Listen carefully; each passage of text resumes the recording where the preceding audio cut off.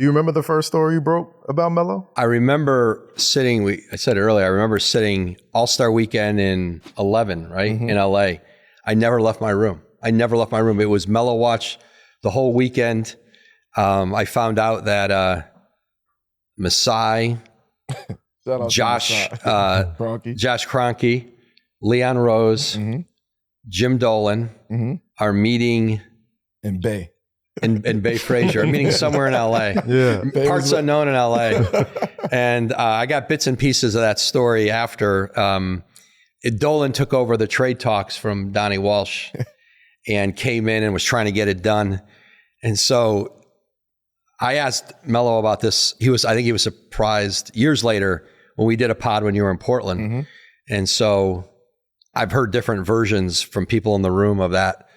But Dolan basically came in with a folder and unloaded all of what they were going to give. And I think maybe added a draft pick or two in that Donnie Walsh had not put in the deal. And so like Denver was sitting there going, is that in the deal now too?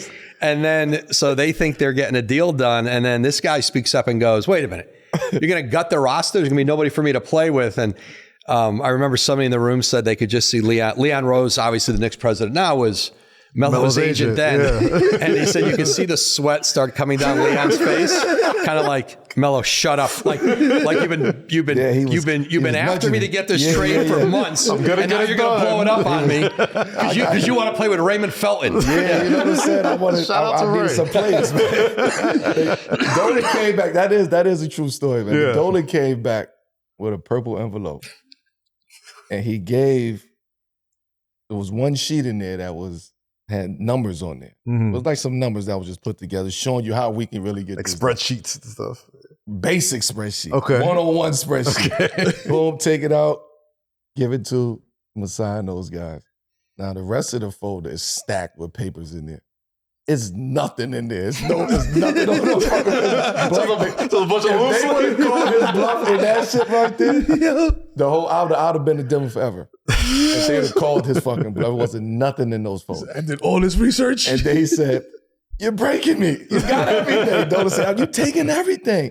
That's all I have. Yeah. And put his hands out his pocket. No, that was a sick moment, man. That was the best. 2 or 3 in the morning, though. That was You just hurt so many Knicks fans' hearts about that team, though, about how much you had to give up for that trade. See, this is a Woj bomb right here. People thought, listen, I held it down for the Knicks without even being with the Knicks. Right. Yeah. Dolan, no, do not blow this team up for me. No. You're wilding. And then what did Masai say before you left? He said, no Mozgov, no deal. No Mozgov, no deal. Right. No Mozgov, no deal. That was the end all of it. Right. So Dolan was sent back to go deliver Mozgov in the deal. Yeah. Hindsight being 2020, Mozgov ended up being famous for getting yammed on. Several times. Blake Griffin a couple times. That was the linchpin. And then the best other moment of that whole trade thing was Prokhorov in Brooklyn calls it chess game. It's called chess. Yeah. So Brooklyn and New York are trying to get Melo. And New Jersey at the time. Yeah. Melo was trying to see if they could get to Brooklyn a season sooner. He's like, I'm not playing for the exit 16W Nets. I'm not doing it. Shout out to Caucus, man. And so Prokhorov calls a press conference. I've never seen this before or since. To say we are out of the Carmelo Anthony sweepstakes. We're out of it.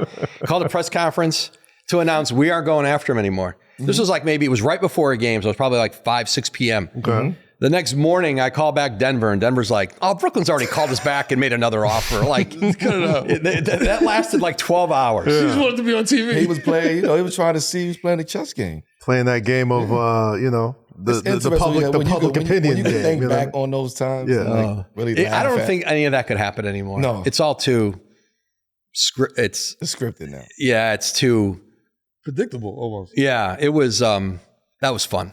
That was fun. But okay, so as you say, it can't happen now, right? Because obviously you are a trailblazer in media. Like the way it's even covered, the way people get news, you sort of like ground broke that. As it's coming up, if you're still in Denver, as you're still hearing these big, powerful people talking about how to make this deal, get done where you both sort of like, not saying using each other, but trying to like get the message out there, manipulate it to sort of ways that things can happen to your advantage? Or no, I would say that was still, I was not. I did not have anything to do with Woj bombs. No, I would say I was still, that was like pretty early in my career at Yahoo. I had pieces of that. Like if that thing was 4 years later, I would have had everything from that meeting. I didn't get everything from that meeting until then. But I was a little. It's a lot of shit that people would never. That's a movie. Those stories would be buried. Al Pacino is James Dolan in Melo Watch. That's all I got. That's all I got. I'll tell you, but I have to kill you. Stories. Yeah. One of them. And then and who would have thought, like from that day, Leon Rose ends up on the other side with Dolan and builds him, the best team he's had since the Ewing Knicks, right?